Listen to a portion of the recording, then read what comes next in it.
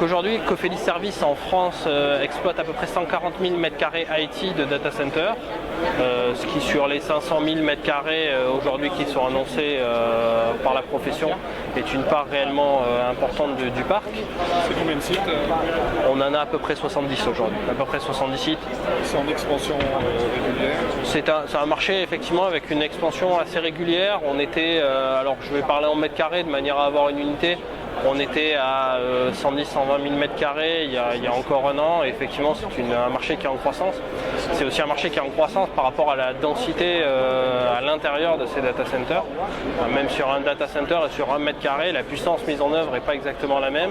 Puis, ce qu'on voit apparaître, c'est de la même manière un gros marché de refitting d'installation, de manière à optimiser la performance des installations, en particulier en termes d'efficacité énergétique et de fiabilité. Le coût d'une coupure est de plus en plus important, le coût de l'énergie est de plus en plus important, et donc notre capacité à optimiser à la fois la fiabilité de l'installation et de la consommation énergétique est un enjeu clé pour nos clients. Aujourd'hui, la conception fait que la sécurité et la fiabilité sont la base de ce que doit être un data center, et de toute façon, ce n'est pas une question, c'est un impératif.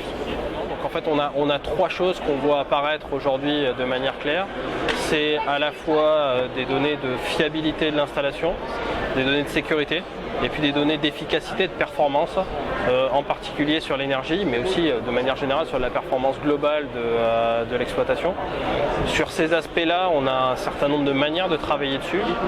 Notre particularité, c'est qu'on essaye de fournir du service à nos clients, majoritairement avec nos employés.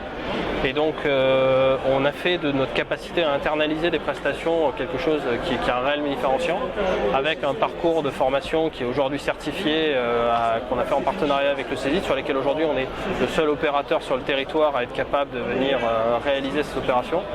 Un simulateur que vous pourrez voir à côté, donc c'est un simulateur 3D de data center sur lequel nos collaborateurs peuvent aller en temps réel exploiter un data center avec le contrôle de leurs EPI, la vérification de la sécurité, les vrais gestes techniques. Parce qu'en fait, pour être capable de travailler sur un data center, il faut être formé, et la particularité c'est qu'on n'a pas le droit de le couper, donc il faut être capable de faire des tests. Là on les fait sur un simulateur, et ça c'est quelque chose qui est aujourd'hui une exclusivité de notre société, filiale de GDF Suez, Engie aujourd'hui.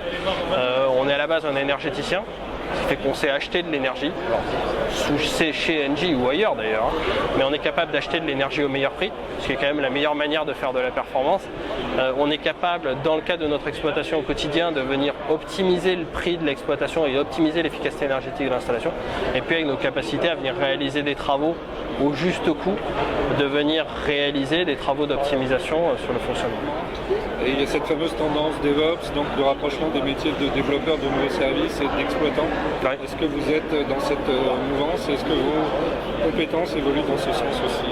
Oui, tout à fait. Aujourd'hui, tout d'abord, on se rend compte que là où sur certains marchés, on avait réellement une séparation et une relation qui était réellement une relation client-fournisseur, on est réellement sur des relations partenariales sur lesquelles, comme vous le disiez, les trois grands intervenants qu'on a sur un data center, c'est-à-dire l'exploitation de l'environnement technique, qui est notre métier historique, l'exploitation de l'informatique en tant qu'infrastructure, qui n'était pas notre métier, vers lequel on essaye de tendre pour être capable de fournir une offre globale à nos clients, et puis l'exploitation autant du soft, doivent travailler ensemble. Donc on voit d'abord émerger le partenariat entre ces différentes entités, et donc on rentre de plus en plus dans des relations de compréhension mutuelle. Effectivement, les clouds changent le type de contrat que nos clients ont avec leurs clients finaux, et il faut qu'on soit capable de s'y adapter en fournissant des offres packagées avec du financement, avec des garanties de résultats totales, et c'est des choses qui sont importantes. Peut-être quelques exemples pour conclure de clients avec lesquels vous êtes le plus en avance justement. Donc aujourd'hui on travaille depuis une vingtaine d'années avec IBM sur la France, la Belgique et les Pays-Bas.